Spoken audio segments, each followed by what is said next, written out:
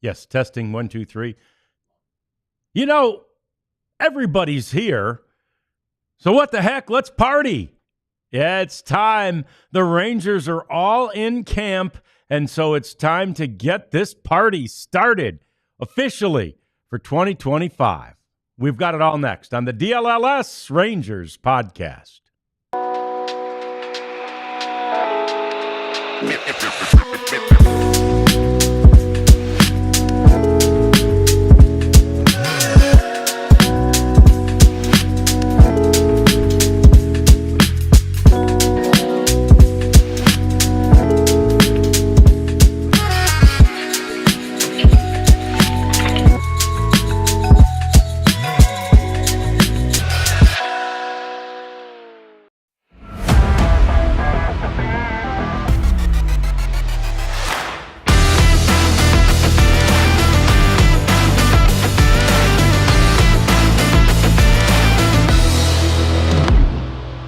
The Valley of the Sun. That is where the Rangers find themselves as they get set to begin 2025. A fresh-faced Evan Carter among the guys who was out there today, as were all of the guys who use their bats more so than their arms to get their season started. Yeah, pitchers and catchers finished their progress yesterday, and so now the full team reports. And Jeff Wilson is standing by in Arizona, and it's the DLLS Rangers podcast. We've got the Prophet over there, me, John Radigan, Jeff there, and I don't want to like freak people out at the 2:00 hour, Jeff, but some breaking news, maybe like just kind of snapping, not really breaking news, but news all the same. Yeah, it is news. Luke Jackson, former Rangers draft pick, way back in 2010 out of high school in Florida, he has signed a 1-year contract. He's a reliever now, he goes on the 40-man roster. This isn't a minor league deal. This is a major league deal. So he's on the team. So you're looking at a guy who has some closing experience, limited in 2019. I believe it was, maybe 18 with the Braves. He had 18 saves. It was a spectacular year if you look at the strikeouts and walk totals. And then not a great year last year, but he's had some good seasons. And right-hander, throws hard, has pitched in relief for a while. So it's another guy to put in the group. And, I'm sure it's affordable. We haven't been given the terms yet, but considering where we are in camp, and how many relievers are still out there, I'm guessing that Luke, who again is making his return to the organization, didn't hold him over the fire trying to get a contract. Yeah, no doubt. I mean, his opportunity is his contract, is his blessing right now, no doubt about that. But again, a guy who was a 45th overall pick, I get it. It was 14, 15 years ago, but right. He's had a long major league career at this point. He has, and I believe he was a Rangers minor leaguer of the year. I'd have to double check that, but memory seems to serve that's the case. I remember after he was drafted, the Rangers actually went and played in Miami. During that hot stretch in the summer of 2010 when Josh Hamilton couldn't miss a ball and Michael Young in that series became the Rangers' all-time hits leader. Anyway, we wanted to talk to Luke Jackson, and he made it seem like I may sign, I may not, all this stuff. He didn't pitch a lot as a youngster. He was a really good soccer player, and so he played soccer as much as he played baseball. So it's a low mileage arm, but he kind of has morphed as a lot of guys have to do when they become major leaguers and reach the major leagues, and became a reliever, and he's become a pretty good one. With like you said, he's been up here a while. Yeah, Brett C asks, who did the Rangers get rid of to make room for him? And there you go. It's Zaborz, who went on the 60-day disabled list. We talked about that as being one spot that was openable. Jeff, and the Rangers opted to do that in order to get Luke Jackson that major league contract. Yeah, they could have gone one or two ways. They could have gone with Josh or Jose Corniel, who is coming back from Tommy John surgery. Spores, okay, whatever. Whatever floats your boat, that's fine. He's only throwing plyo balls right now, so he's not even throwing a baseball. So he's going to be a while. But yeah, Luke Luke is here, and looking forward to getting reacquainted with him. I think he's going to meet with the writers right here in the next couple minutes. But I'm going to stay with us because. Well, I know Luke. I don't need to get to know Luke. And I do have his phone number, so I can call him if I need him that badly in the next 24 hours. Yeah, fantastic. So along those lines, what was the tenor, the mood, the tone out there today on the first day that the position players were also in place?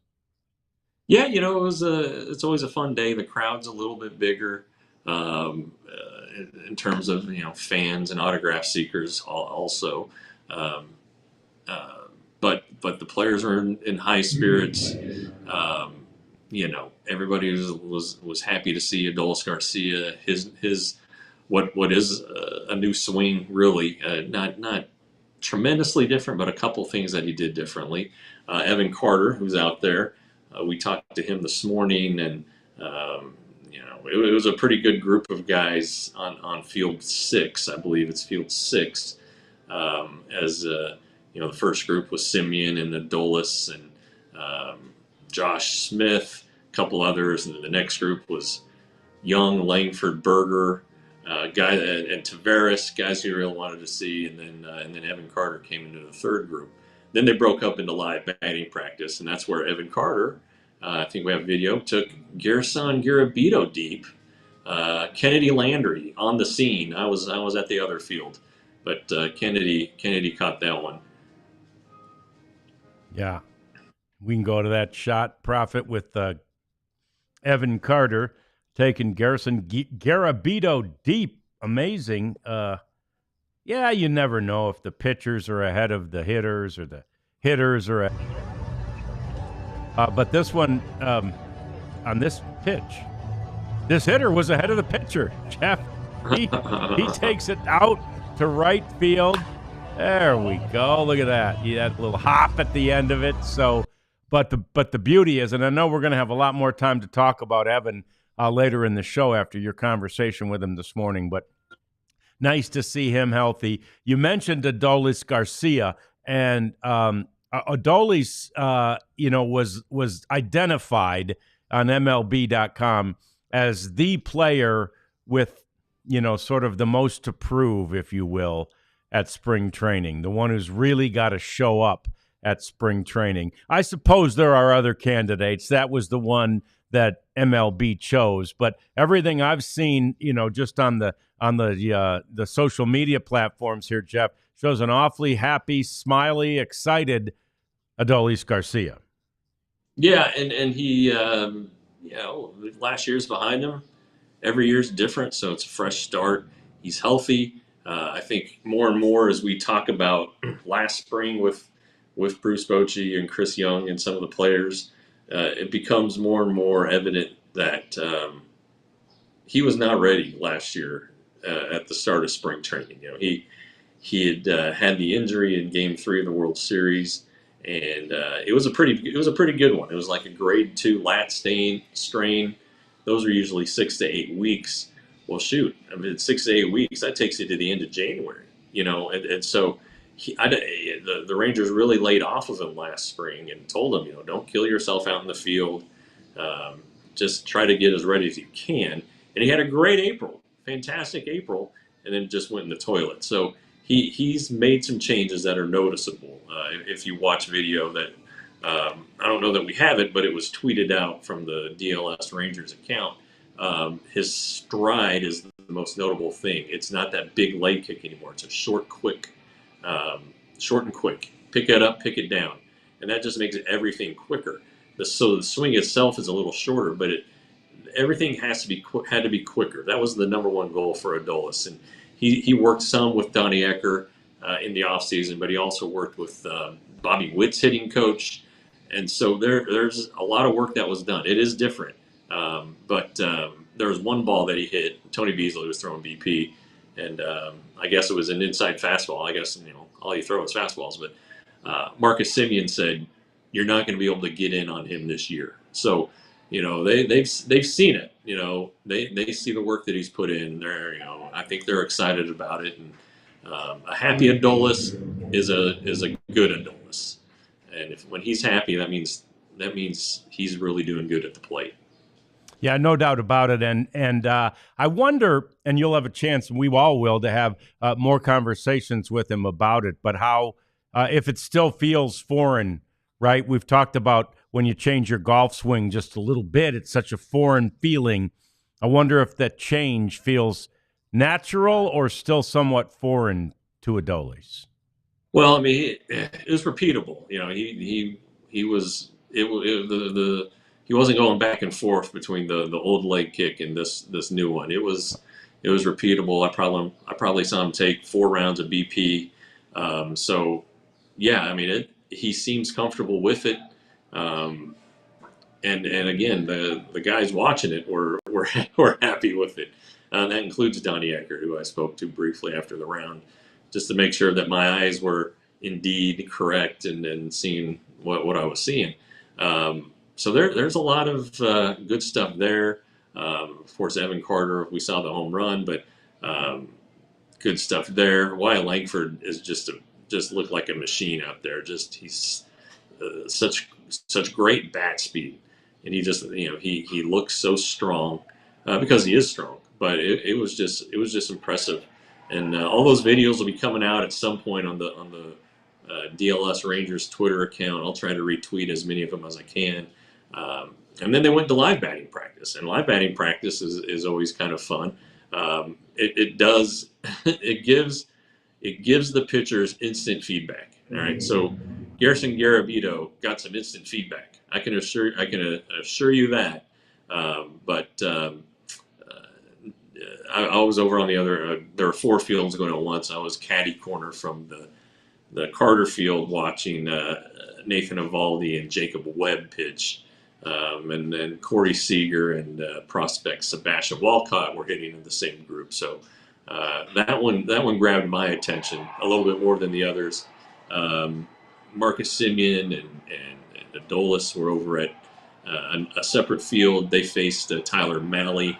That was where Langford also was. So just always there's somewhere to be. You want to be at 4 places at once, but you can't.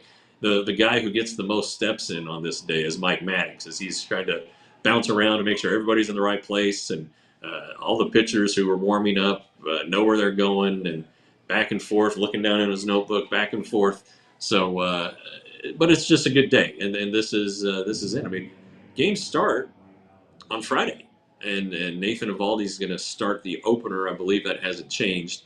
So he may get in a bullpen here Wednesday.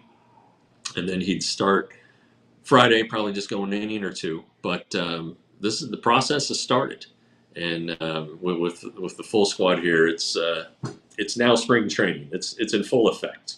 Yeah, that's great. It's really, as we said in the description of the program, if you read that, it's basically the first time that the 2025 team is together. They have gotten them together, and they are ready to roll. Let's see how quickly, how fast, how aggressively, how wonderfully this team can roll this year. It's a long season, and it begins today. More coming up on the DLLS Rangers podcast as we get to so many topics, including Jacob deGrom's great outing, if you will, over the weekend. And we've got more on Evan Carter as well next on the DLLS Rangers podcast. First, though, it's Shady Rays, and despite the chilly temperatures around here, you need Shady Rays. At least today you do. Hopefully, we won't get too cold, but even if we do, if the sun's out, it feels better.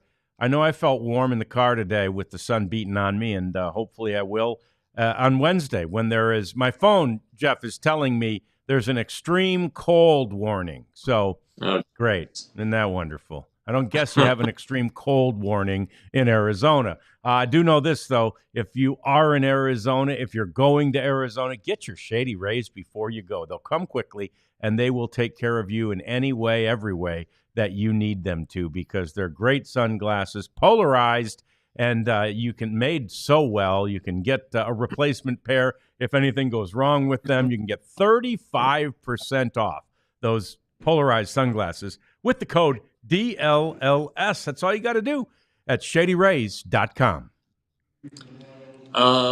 72 right now, headed toward a high temperature of 75 today. Ah, Going to be in the mid 70s all week, it looks like, maybe some upper 70s. So when I return Friday, I've already looked at the forecast. I'm going to make sure I have on a sweatshirt and the heavy coat that I brought. So anyway, none of them, unfortunately, are from Foco.com, so they're not licensed Rangers merchandise. I tell you what, John, I don't remember if it was Saturday or Friday, but I swear I saw a guy in Rangers overalls. And I was nice. thinking, man, I wonder if he went to Foco.com and got those, because you can get them there at Foco.com, in addition to a bunch of other items. If you look at the set behind John, the Foco helped design our set, as well as the one in what we call the lounge. So go to Foco.com, use the code DLLS, and you'll get 10% off your first order, Foco.com. You know, around the first couple of days of spring training, I wonder, if you're wearing the Rangers overalls around there. It's nice and sunny. You've come from a slightly chillier climate. Maybe you haul off and wear them with no shirt, Jeff. He had a shirt on, fortunately. Okay, good. I'm He just needed kidding to wear a about that. shirt, I believe really me. don't want anyone to do that. That would not You be might a have been good asked to choice, leave but if he hadn't it worn might a shirt. happen, and if it does, that's okay too. Evan Carter, you had a chance to chat with him today. He is literally, as you know, Jeff.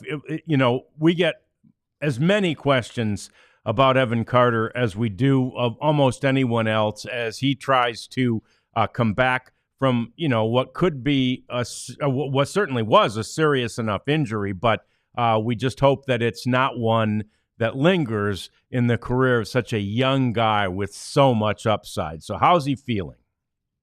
Well, he feels good, and that's the key takeaway here. He feels good. He was asked, all right, what specifically was the injury? And this is where you get a little, I don't know, uneasy. He said, well, that's personal. I'm keeping it personal. I'm not going to give you guys the diagnosis of what it was. It's between me and the doctor and the Rangers and all this stuff. And all right, so it's like, gosh, this sounds like it's bad. But then you talk to him a little bit more, and he said once they isolated the issue, Dr. Drew Dossett, the former Rangers back specialist, Cowboys back specialist, um, professional bull riders. I think he still does with the Stars in the NFL. He did my back 11 years ago today. In fact, 11 years Oh, ago wow. today. Yeah, he identified a problem. They had the ablation done, which is basically cauterizing a nerve. There's no pain, he said. He hasn't had any flare-ups during the off season. He's found a routine that he does before workout. He does it after workout, and it hasn't failed him yet. And you saw that swing there. He's back to swinging the bat. That's his swing. Where he kind of opens up and looks like he's running out of the box. That's Evan Carter's swing, and he couldn't do it last year because basically beginning, he said, in about mid-April, his back wouldn't allow him to do a lot of things. He tried to grit through it, as all young guys do. Anyway, we kept talking about it. It sounds like something he can grow out of. That if everything keeps going the way it has, and what history Dr. Dossett has with it, that it eventually goes away. So that's good. It's just, it feels like you're kind of walking on eggshells with this guy. But Bruce Bochy said they're going to monitor him. But as far as he's concerned, Evan Carter is ready to go out and play. If Evan says he can go, then the Rangers are going to let him go. Another interesting part of the discussion was, he's competing basically with Leody Taveras for the job in center field. And those two were like big workout buddies this offseason. They both stayed in the Metroplex for much of it. And worked out at Globe Life Field. They played catch every day. I guess they came out here a little early and were throwing each other soft toss and stuff like that. I don't know. They must have spent 5-10 minutes together just watching guys hitting and talking after every round and all this stuff. And you talk to both of them and they think the other guy is just the best guy in the world, and they're not far off. Leoti's tremendous, and Evan, of course, is a man of deep faith, but super polite, and doesn't cuss much and says shucks all the time and stuff like that. God darn it. It's unusual, but it's those two. We talked to Evan about hitting left-handers, which is there's not a huge sample size, but it hasn't been great. But he's confident he can do it. So, it may come down to the Rangers just going with one of them, probably Evan, I would think, and letting him figure it out. And if it becomes too big of an issue, then maybe Leote would get a crack against some left-handers. But I think another possibility would be Wyatt Langford sliding over to center field. The Rangers don't want to do that, and they want to keep him in one spot where he doesn't have to worry about his defense much and let him just go up to the plate and kill the ball. But right now, somebody has to figure it out in center field. And Leote, still a young guy. Leote's still young. I think he's only 26. He got rushed to the major leagues, and then bam, the lockout happened, and at a real critical time for him. If he had an off season where he would have been able to work with the Rangers, or at least get a lot of feedback from them, because that was Donnie Ecker was a new coach and Tim Hires were new. It would have been huge. They didn't get their hands on him until 3 weeks before the season with that shortened spring training, and they sent him to the minors to keep working on it and all of that stuff. So it's frustrating because you look at Leote and you're like, my God, this guy looks like a stud, and he is. He's an amazing athlete. It just hasn't clicked yet, and he may be running out of time. Well, I'll say this, shucks. We got to be careful with our profanity-laden questions around Evan Carter, don't we? We got to tamp it down a little bit for Evan Carter. So it's obviously I suppose one of the bigger battles, one of the few battles really of spring training is that quote unquote battle in center field. And I always find it unique, interesting, and really in many ways heartwarming when the two guys who are battling are such good friends. It's a unique dynamic. Well, it makes not getting the job a lot easier, and if you're pulling for the other guy and want the best for him and it comes at your expense, well, what are you going to do? And then you're going to stay ready. And, if something happens, shoot, guys get hurt, Evan Carter's a perfect example of that. They can play all three outfield spots. So there's going to be at bats for him. And, you could see, maybe a late game substitution if they're not comfortable with Wyatt Langford completely in left field. Evan could switch to left and Leote could come into center, or vice versa. There are possibilities and ways that they're both going to play for this team.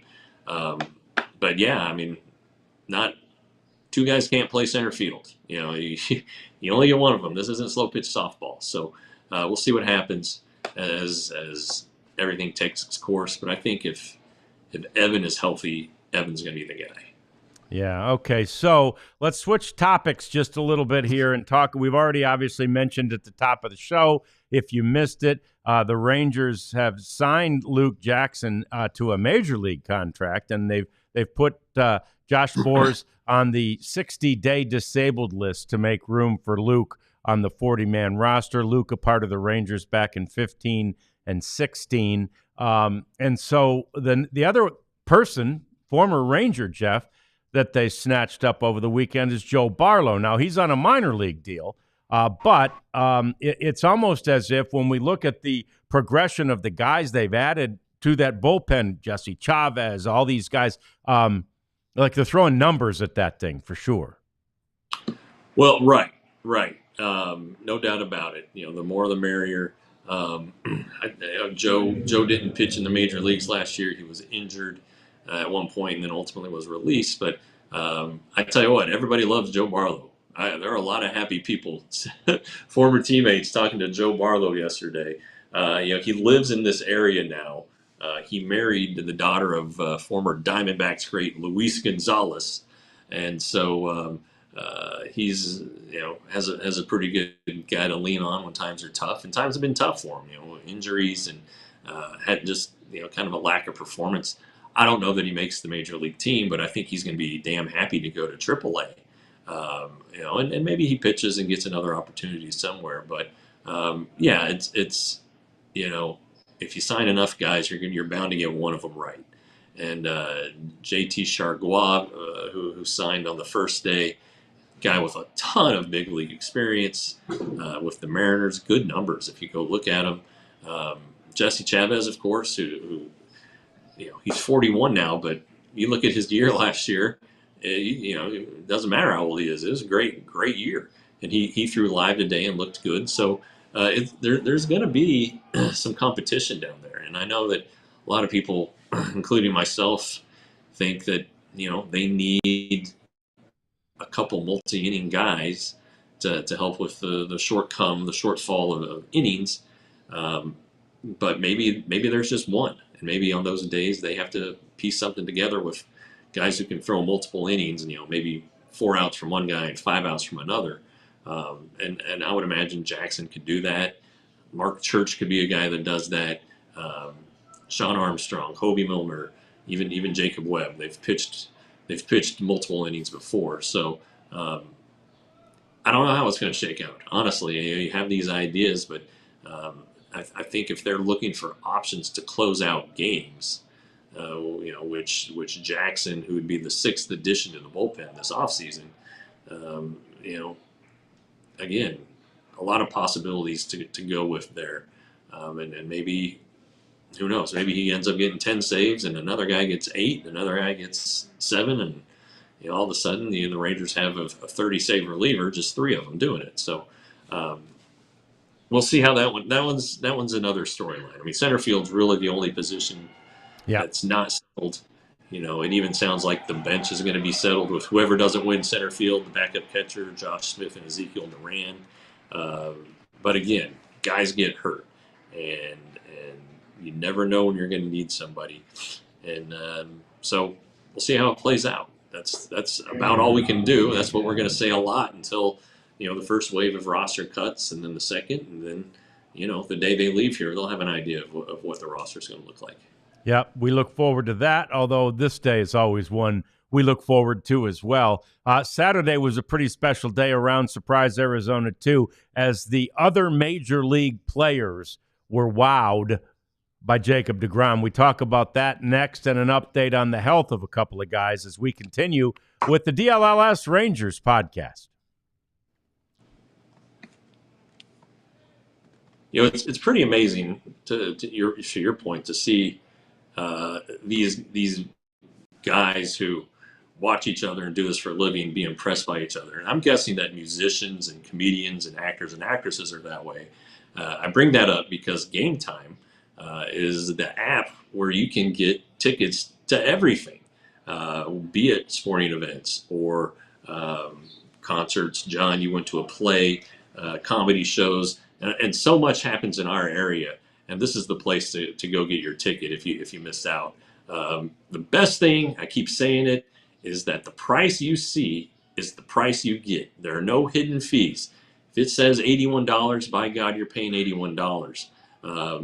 Unless, of course, it's your first purchase. And if it is your first purchase, you get to use the code DLLS for $20 off. So download the app, DLLS, 20% off. Fantastic. And don't forget that you will be needing that Rugged Road cooler soon enough. I saw an ERCOT warning come across my phone. I hope I won't need mine this week, right? Because we've got to empty the refrigerator because there's no power.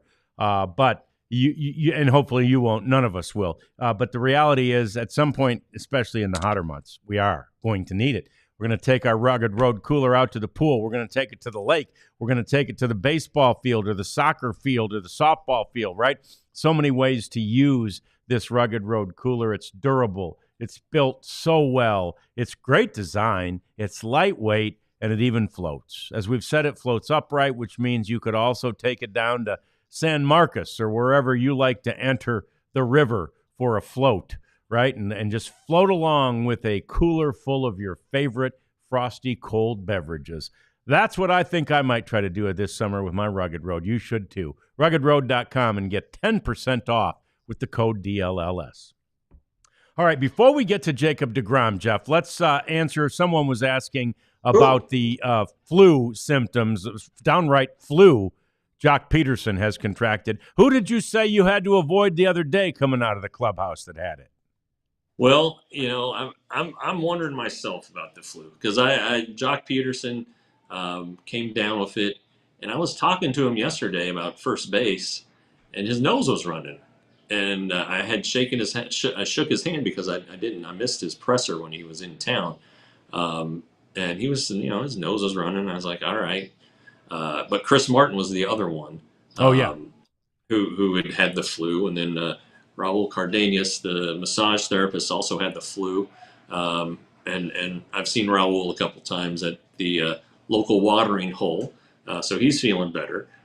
So yeah, they're suggesting fist bumps instead of handshakes. I think they're trying to be as aware as they can to keep this thing from spreading. Bruce Bochy apparently had the flu about a month ago. He said so. It is going around, and I'm knocking on wood that I can avoid it because I don't want to go home and be sick. No, and that's the thing, as we've said, those clubhouses in particular, but airplanes later, and all the different ways that these guys, weight rooms, all of it, showers, all the different ways these guys spend so much time together. It's like a cesspool of germs, and that's how it gets spread all the way around. I will say to Raul, now, back in my day, if you didn't go to school, you didn't get to go out and play. So I hope he's not going to the watering hole on the days he didn't go to work. No, he was not. He was sick, so he stayed down. Yeah. All right. Good man. I love Raul. I knew he wouldn't do that. I knew he wouldn't do that. All right. So Jacob deGrom, man, my timeline was just blowing up. A lot of it with the stuff that you were writing and you were observing as you watched Jacob deGrom throw that first bullpen on Saturday. But then I love to see, some of the comments, some of the reactions you got from others who watched it, all of whom are big league players. Some of them are fantastic big league players, and they stopped down, and not only did they watch it, Jeff, but they were pretty much amazed by what they saw. Yeah, and Evaldi is the guy who admits and has kind of made it a running joke now that you know how much I like to watch bullpens. He's been out there for all of deGrom. Well, deGrom's one, but he hangs around for everybody. But yeah, I mean, he said there's nothing like a Jacob deGrom, a healthy Jacob deGrom. The bullpen sessions, even playing catch. Tyler Malley said when you play catch with Jacob deGrom, you just have to hold your glove. You don't even have to move it because the ball's going to be there.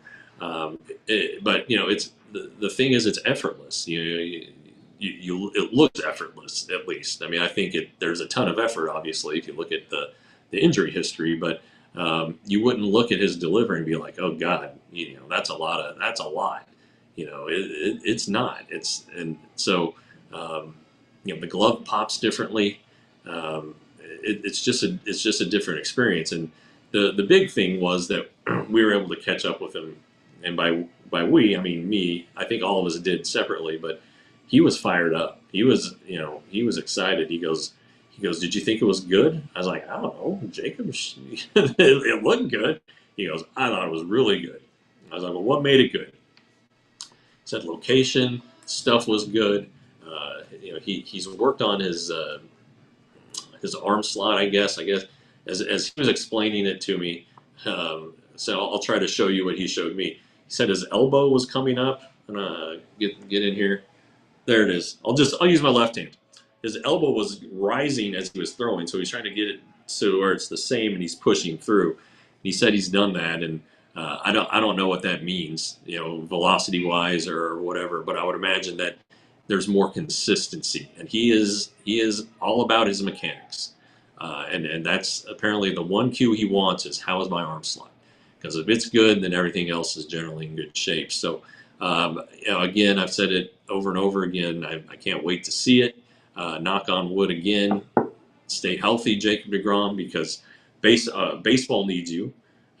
Baseball's better when you're healthy. Baseball's better when Mike Trout's healthy, when Corey Seager's healthy, when Josh Young is healthy. You want these guys healthy at their best, and so yeah. But a lot of eyes are on Jacob deGrom Saturday.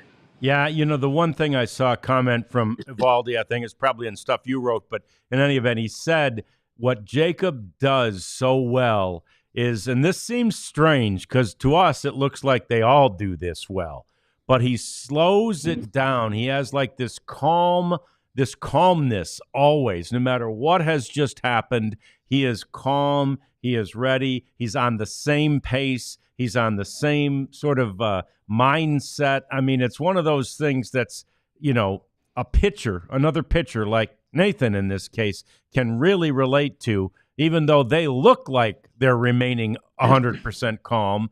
They know what's going on up here. And from Nathan's observations anyway, he feels like Jacob just doesn't let all that other stuff trouble him. He just repeats, right? That repeatable motion. He just repeats the same thing over and over again. And it has to help that if you're the best pitcher in the world, if you get in trouble, chances are you're going to get out of it. So that's got to be comforting, knowing that you don't want to rely on it or take it for granted. But the guy's just great. And again, the Rangers fans have seen 9 starts, and last year's were just basically three spring training starts. He didn't even go. I think maybe he went 4 innings and 1. So it hasn't been Jacob unleashed. I don't know when that will happen. If the Rangers are trying to save bullets early in the year, do they cap him at 6? Do they cap him at 5? Well, I don't know, but it's going to be good. Whatever length it is, it's going to be really good. And it's you're going to see a guy. He's getting paid $40 million this year. All right. And there's a reason why, and we're gonna see it. Assuming that the elbow's fine. I think the elbow's probably the least of his worries. But he says he feels good, looks good, and is happy with his progress. So I'm gonna listen to the man and go with what he says. Yeah, and Bruce Bochy has acknowledged the fact that we may have to go get him sooner than we want to or than he wants us to. Just based on the fact of that same thing we're talking about, Jeff, is sort of, managing his workload to a certain extent. Yeah. They're not going to let him. They're not going to go crazy. They're not going to let him throw 200 innings this year. He's done it in the past, but it's been a while. So what's the right number? And it'll be a lot of there's a lot of communication needed. They need to know from Jacob and hear from Jacob, how do you feel? And I think he's going to be pretty honest with them. He was honest with them on the first day of camp in 23. He could have pitched through. He said this little side discomfort he was dealing with, but he mentioned it and they shut him down, and it became a big national story. But I think he understands where he's at. He understands who he is, and that the Rangers need to maximize him, and he's willing to do whatever they request. And he may not like it in the moment, but he'll understand it and accept it and move on to the next one. So you hope it's 25. I mean, geez, 25 would be fantastic. But anything 20 plus, I think the Rangers would be absolutely thrilled with. Yeah, and there's comments in our chat about just how happy he looks, and you've mentioned it a few times. He's about the guy in the best mood of anybody at spring training right now. But you really can see. I imagine part of it, Jeff, is just that that sort of knowing smile, like I'm right. Yeah. I'm me. My arm is right. That's just got to be such an assuring feeling. Oh, absolutely. And we'll see how he's feeling in 6 weeks. I mean, I'm sure he'll be fine, but I think I've made this analogy before. Uh, a baseball player is like a brand new car. As soon as you drive it off the lot, it starts to lose value, and as soon as a player starts to work out, he's never the same health wise, and so he 100% in September is not 100% on February 10th. That's for sure. So, but the arm's going to get stronger. The body, there will be some soreness, from these outings and whatnot, but nothing that's going to sideline him. Just the normal soreness, the good soreness that you normally feel. And I think he's looking forward to experiencing all of that stuff again. And then it is a chess game with the hitters, and I know he enjoys that.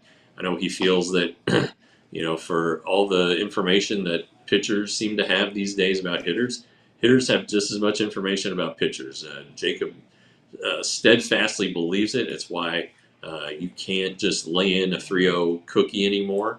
You have to you got to throw a changeup sometimes or a slider on that stuff. So it's a different game, and he knows it.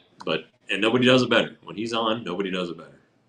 All right, so we've got video of that session you took, I believe, Jeff, on Saturday, and I believe as we look at it, what they notice is what the other pitchers notice is, again, throwing to a catcher, just like playing catch. The catcher doesn't have to move much, right? The ball goes right. Yeah, right where it's supposed to go. This is that effortless part that you're. By the way, the clean-shaven look is still hard for me to get. Yeah, he and I even had a conversation about that. That's how good a mood he's in. He says he uses a Norelco 1 blade. He needs to get an endorsement deal with Norelco. Man, he was breaking it down for me. He looked it up for me on YouTube, on Amazon. He's like, you need to go get one. They're not that expensive. I'm like, all right, I'll take your word for it. Yeah, just go with go with a straight razor like the old barbers. Yeah, I don't think he's gonna do that. He says he gets some razor burn, so he doesn't like the razor. Yeah. No, he looks young. He looks like a baby. Maybe he wants to have that baby face as he gets out there and gets healthy and feels better. But I think that's the amazing thing is just, and I mean that's one of the reasons he's so good. I think Kyle Higashioka said, he's only ever seen one guy who puts the ball exactly the same spot every time, or, exactly where he wanted to every time. And that's Mariano Rivera. And he says, and of course, Jacob deGrom does it at about 10 miles an hour faster. So yeah, that's quite an accomplishment. Yeah. I mean, it's just, and I say it's great. And really, we haven't seen, like I said, we haven't seen it with our own eyes, unless we've been Mets fans in the past. So I want to see it for myself, and I'm looking so forward to it. Yeah, day in and day out, start in and start out. It's really going to be must watch, no doubt about it. We got more coming up. It's our cleanup segment next, as we talk about a couple of players who are reluctantly changing positions next on the DLLS Rangers podcast. We're in the merch today, just the simple flag here, as we can encourage you, as always, to go to store.allcitynetwork.com and get yourself some merch. And there's 2 Luka Doncic shirts on there right now that I mentioned the other day. They're on sale for half off. So basically, that's a 2-for-1 deal, and it seems like just an homage, right? A fitting tribute, and maybe it might bring a tear to the eye to remember the days when Luka was here. I saw somebody in our chat just get 77 back here. I'm like, that's not only is that out of the control of our Mavs people, that's out of the control of us Ranger people. So wish we could. By all means, there it is. Yeah, bring 77 back to the Metroplex.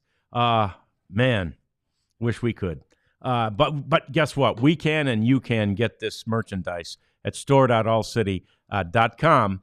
And it's great stuff, and it's a reasonable price, and it's going to last you for a good long time, and you get to show your colors for DLLS. Yeah, and become a diehard. I wrote something yesterday that was free for all readers, and it's important.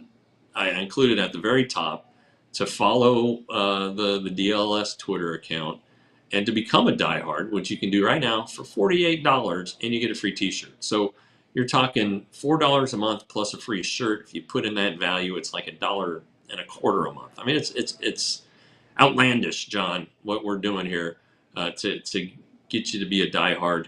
But do it. It's so worth it. And of course, I think I do pretty good work. But I know for a fact that all of our other writers do tremendous work on the Cowboys, Stars, and Mavs beat. Old Tim Cato probably wore out his keyboard and needs a new one with all this Lucas stuff he's been writing. So let's go ahead and become diehards. It's important. If you're a Metroplex sports fan, you're not going to find better coverage than what you get with us. It's not just the podcast that we love to do, but it's also the written word, and we have about as experienced a group as you can get. So become a diehard today, alldlls.com. Yeah, and you do great work, Jeff, not just good work. Don't be humble, but I get it. And also, like this weekend, for example, none of our shows were on because the Mavs and Stars are both in hiatus with their various breaks. We didn't have shows this weekend. The Cowboys didn't, but we were still pumping out content, Jeff in particular, but the other show and the other writers as well. And so that's how you stay in touch with what's happening with our teams, even when we aren't having shows those days, as well as, getting the very latest up-to-the-minute stuff that's happening out there. Do it by becoming a diehard. So we go to the cleanup segment, and we talk about guys who are reluctant, Jeff, I think, to switch positions. Mike Trout is moving to right field, and I listened to the interview with him today, and even today he's going, there's still going to be a few chances where I get out there in center field, and someone reminded him and asked him, Joe Madden suggested this a few years ago, and why now? And Trout said, rightly, look at my last 2 years. I haven't been able to play. I mean, we've got to make an adjustment to take a little pressure off the legs and make it so that I can play longer. And no doubt, Wash delivered that message to him. And man, I'd love to hear that conversation, Jeff. I got to be honest. Yeah, I would have too. I think an important note about this is the Angels play half of their games at Angel Stadium, and right field is definitely easier to patrol there. You have the funky wall, but it doesn't. It's not the biggest right field, so I think that's part of the decision making.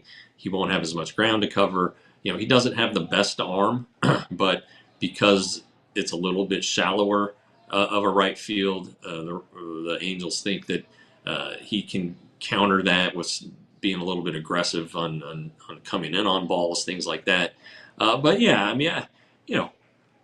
You just want to see Mike Trout healthy and playing. And I know he's in the Rangers division, and when he's healthy, he has terrorized the Rangers at times. I think he's hit the most home runs in his career against the Rangers. I could be wrong, but if I'm wrong, I'm not off by much. They're big numbers, you want him to be great. I'm sure Wash had a very, very good way of delivering it. And the Rangers tried this with Josh Hamilton. Moving Josh to left and to right out of center, and guess what happened? Josh ended up playing center a lot. So there is opportunity. If at some point the best option for the Angels is for Mike Trout to play center field, and through, let's say, 60 games, he's shown that he's healthy and strong and ready to go, then yeah, there might be an opportunity for him to do that. But the most important thing for the Angels is getting 500 at-bats for Mike Trout. If you get 500 at-bats for Mike Trout, you're getting a Hall of Fame caliber player. That's that's the bottom line. This guy's going to be in the Hall of Fame. It may not be as surefire as it once seemed it was going to be 2 or 3 years ago, but I mean, I don't know why anybody wouldn't vote for him on the first ballot. You just look at what he did at such a young age and sustained it for a while. Yeah, injuries have gotten him, but this guy's a Hall of Fame player. Yeah, and especially if he comes back now and becomes, an everyday type right fielder, who knows? That can also lengthen the career and add Sure. to those Hall of Fame. Look, the Hall of Fame almost secure those first ballot Hall of Fame credentials that he's already amassed. The other one who's switching positions in the division, big year for division players switching positions, and this will probably be a slightly slower progression, but maybe not. But it's Jose Altuve, who on the first day went with the position players, and I think they're down in Kissimmee, Florida still. I think that's, yeah, I don't know. They might be in West Palm, but They in West Palm, wherever they are. The Astros are down there in Florida somewhere, and Jose Altuve was in left field, and I wanted to listen to his comments, so I did, Jeff. After the workout, he was like, man, I just want to get all this talk about left field over out of the way right now, and then I can go back to just working on my positions. And then he said after that, all the right things. I'm ready to do whatever the team needs me to do, and I'm ready to, But again, always with sort of the hint and the implication, like this is just something we're doing just in case. Now, I don't know if it's just in case, but that's where Jose Altuve is mentally on this right now. It sounds like. Yeah, I would if I'm a third base coach, I'm going to be cranking that arm every time there's a runner at second and the ball is hit to Jose Altuve in left field. You got to test it. You got to see it. You got to see how accurate it is. He's had trouble with accuracy just from second base. I don't know how left field is going to help that. So it'll be interesting. I don't know how this makes the Astros a stronger team, really. I mean, I didn't think he was a terrible second baseman. If the throwing is that big of a deal, okay. But again, is it going to be that better in left? So it'll be interesting to see that after after so many good years at second. So Godspeed, Jose Altuve. I saw also, John, that Rafael Devers with the Red Sox. Oh yeah. Very defiantly said, "I ain't moving off of third base. I don't care if they signed Alex Bregman. I am a third baseman." So that's an interesting one too. And then did you see what Cora said to that?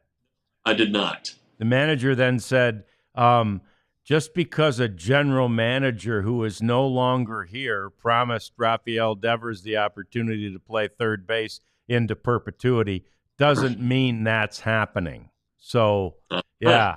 Oh, Alex Bregman may have begun a real brouhaha up there in Boston, or that actually they're down in Fort Myers. But in any event, yeah, that's one to keep an eye on as well. Another position change or potential position change that's out of the division. So, very interesting. And then also in the division, big day for news there.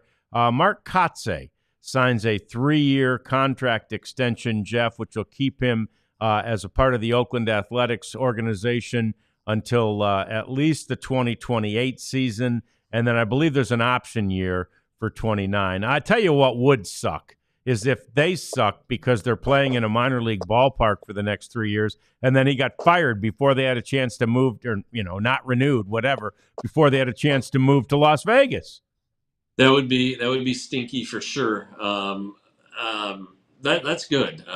He's a good guy, former big league player, played for Bruce Bochy, and so every time the Angels and Rangers get together, whether it be here or during the regular season, there's lots of hugs and jokes and stuff between the two.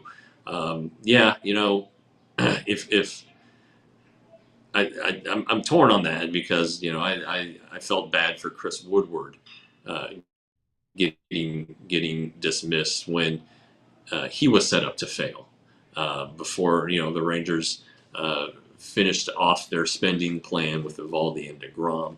Now I've said this, John. I don't know if he's a good manager or not, but I hope he gets a second chance. He has a lot of energy, a lot of good ideas, and I'm sure he learned from whatever um, he needed to learn. I guess he can apply it elsewhere if he gets another job. And he's back on the big league staff with the Dodgers as their first base coach. So good for him. But yeah, good for Kotze.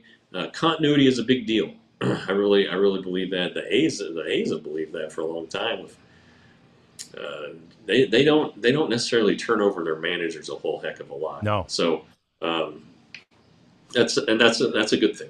That's a good thing.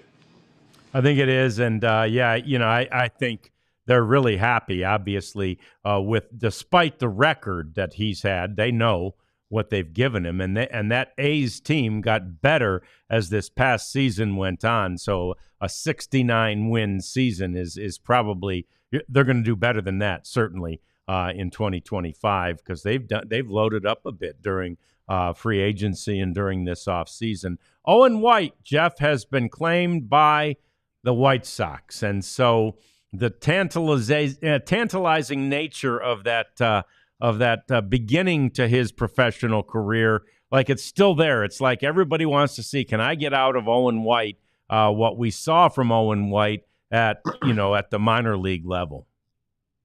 Yeah, I would hope that this time he would stick. Stick with the White Sox. Obviously, he has a base of knowledge with Will Venable, albeit probably not a ton, but they at least know each other's name and will shake hands and kind of comfort, probably a little ease of a transition for Owen. Yeah, this is his fourth team of the offseason, if you include the Rangers. Third time being claimed, and it's a whirlwind. He was probably in Florida. Have no doubt he was in Florida, and now he's got to pack up his stuff and go across the country. He's a married young man, and so he's got to probably pack up the wife too and find a place to live. Although he does know a lot of former Rangers, so I'm sure they'd be more than accommodating, at least for a couple nights, to let him sleep on the couch or in a spare bedroom. So I look forward to seeing him. I'm sure we will at some point here in the course of the spring. And yeah, I mean, he may end up on their staff. He's kind of transitioned last year to becoming a reliever, and that might be his future right now. But he is an arm that guys still are curious about. Teams are still curious about and want to see if they can, to your point, maximize the potential there. Yeah. So back to the top story for just a minute before we say so long. And that is that Luke Jackson is back on the Rangers squad. He is on the 40-man roster, which means they had to put Josh Boers on the 60-day DL to make room for Luke on the roster. And I know you're going to go chat with him, Jeff, but obviously the fact that he's on the 40-man, might give him a leg up on breaking camp with this team, with his experience and the fact that he's got a major league contract. Oh yeah, he's on the team, and then so you figure the Rangers have 6 relievers, and Luke Jackson, off the top of my head, Chris Martin, Sean Armstrong, Hobie Milner, Robert Garcia, and Jacob Webb. All right, so then that leaves 2 spots. And I've long thought that Mark Church belongs on this roster. I still feel that way. So is it Mark Church and Dane Dunning, or is it Dane Dunning and Jack Leiter? Could Church go to the minors? He only has 1 big league inning, but or 2 maybe. But does the Rangers say no? Go back and pitch a little bit more. He missed a lot of time last year, even though he pitched in the fall league. Let's make sure everything's all right. But so there's 2 spots now open, and so we'll see what I keep saying it. We'll see what happens, but it's going to be interesting to see how they pair all this stuff together, because they do have a shortfall of innings in the bullpen. Now, this could also be an indication, if they only take one of those guys, that Kumar Rocker won't be on the opening day roster. That they feel good about everybody's ability to pitch deep into games, except maybe Malley or DeGrom. So it changes things a little bit. I don't think it answers the closer question. I don't think that's been solved with this signing. But it's another arm, another option, and a guy who's had success in the recent past. You kind of look at two of those guys that signed, Hoby Milner and Sean Armstrong's. They didn't have great seasons last year, so they're the big bounce back candidate. A lot of teams seem to be high on bounce back candidates. Well, because they're pretty affordable for the most part. But I'm sure that the Ranger scouts and R&D figured something out, or think they have something figured out that'll help Luke Jackson. Fantastic, Jeff. You go talk to Luke. Tell him we said hi, and we'll be looking forward to all that you see here and report from tomorrow's workout with the full squad. And, man, great work today. We appreciate all of it, and we'll keep watching you on the social media channels. We want all of you to follow Jeff, but also to become a diehard so you can get the very latest from Rangers spring training. We'll do this again tomorrow, Jeff, at 2 o'clock on the DLLS Rangers podcast. We all silly like the mayor.